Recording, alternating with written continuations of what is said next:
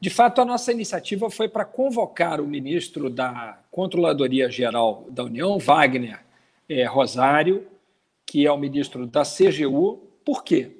Porque trata-se de uma atribuição da CGU o controle sobre a transparência do governo, né? É o governo que deve, é a CGU que deve garantir que os atos do governo tenham transparência. Então, essa foi a razão pela qual eu estou propondo a convocação do ministro, porque ele precisa falar sobre a falta de transparência do governo em várias áreas.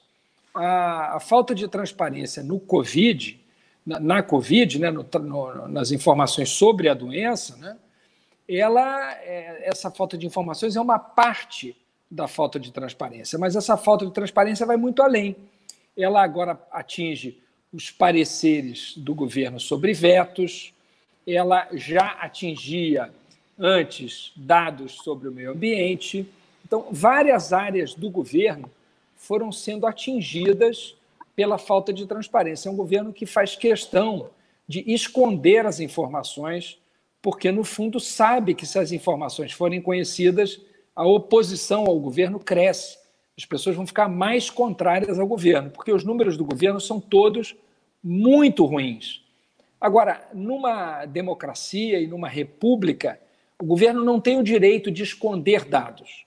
Ele não tem o direito de esconder pareceres que são públicos, que são documentos públicos para orientar o governo a vetar ou não um projeto de lei. Então, nós estamos convocando o ministro Wagner do Rosário para que ele fale sobre as razões que levaram o governo a adotar essa prática e como ele vê, com que olhos ele vê essas medidas do governo. Hoje de manhã, bem cedo, em alguns jornais da televisão, eu já vi a informação de que o ministro Wagner do Rosário, salvo engano, o Valor Econômico publica hoje alguma coisa a respeito, se eu não estou confundindo o veículo, dizendo que ele alertou ao governo federal de que a manipulação ou a ocultação dos dados da Covid seria uma atitude ilegal, seria uma ação ilegal do governo.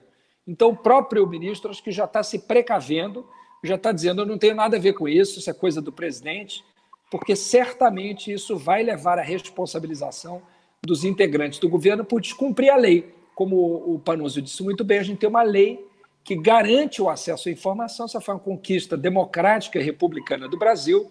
Não faz sentido agora que o governo, sem alterar a lei, simplesmente a descumpra ou atraia, né? Ou traia a sua motivação. Então, o nosso foco é nisso. Toda vez que os dados são publicados, o governo tem que se explicar, porque os dados são muito ruins. Então, nós vamos continuar cobrando que os dados sejam públicos para poder fazer uma oposição à altura do Brasil, que espera de nós isso, contra esse governo que está arrebentando o país.